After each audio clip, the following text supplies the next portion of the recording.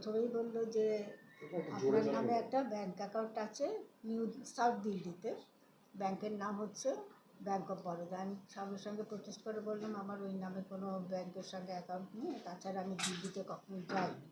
বলছে আপনার তো এখানে ইয়ে রয়েছে, কার্ড রয়েছে। আমি বললাম কী করে সম্ভব, সেটা আমার প্রেজেন্স ছাড়া তো তারা কেউ ইয়ে দেয় না, আর সেটা কী করে হলো। বলছে ব্যাংকাররা এর মধ্যে জড়িত থাকে, আপনারা তো জানেন না সব কিছু, ব্যাংকাররা এর মধ্যে জড়িত, ওরাই কীভাবে আমাকে এইসব বের করে দেয়। তারপরে বললো যে আপনি যদি আমার সঙ্গে সহযোগিতা না করেন আপনার 2 ঘন্টার মধ্যে মোবাইল টোটাল অফ হয়ে যাবে, আর 45 দিনের মধ্যে আপনাকে এখান থেকে তুলে নিয়ে গিয়ে কাস্টাডিতে রাখা হবে 45 দিনের জন্য, তারপরে আপনার কেসটা বিচার করা হবে। হ্যাঁ, এটাই হলো, শুরু করেছে এভাবে। তারপর বললো আর কি বলতে চান আপনি বলুন। তখন বলছে আপনার কি, কে কী থাকে, কোথায় কী করে।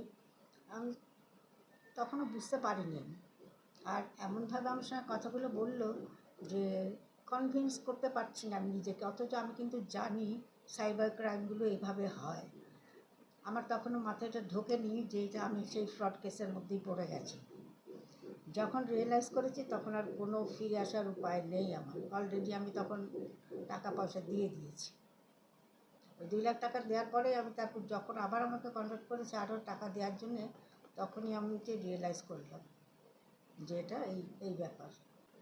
ওই টাকাটাই বারবার দেওয়ার জন্য আমাকে ইনসিস্ট করছে যে তাড়াতাড়ি করে আপনি এই টাকাটা আমাদের এই নামে। আপনি কি ভয়ে ট্রান্সফার করে দিচ্ছিলেন টাকাটা?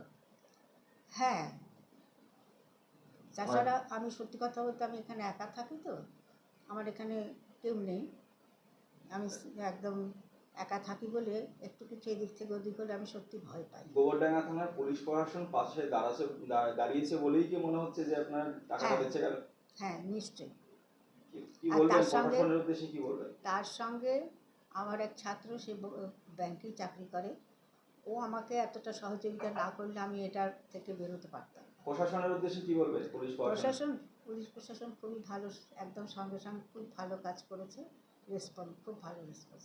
আপনি এই জায়গায় দাঁড়িয়ে আপনার মতো বয়সী যারা রয়েছে তাদের উদ্দেশ্যে কি বলবেন?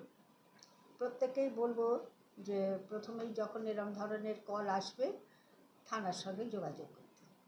পাশাপাশি আপনার যে তথ্যগুলো পাচ্ছে, আপনি কি ফোন, স্মার্টফোন ইউজ করেন? সোশ্যাল মিডিয়া কোনো যুক্ত আছে? না, আমার সোশ্যাল মিডিয়ায় কোনো ইয়ে নেই।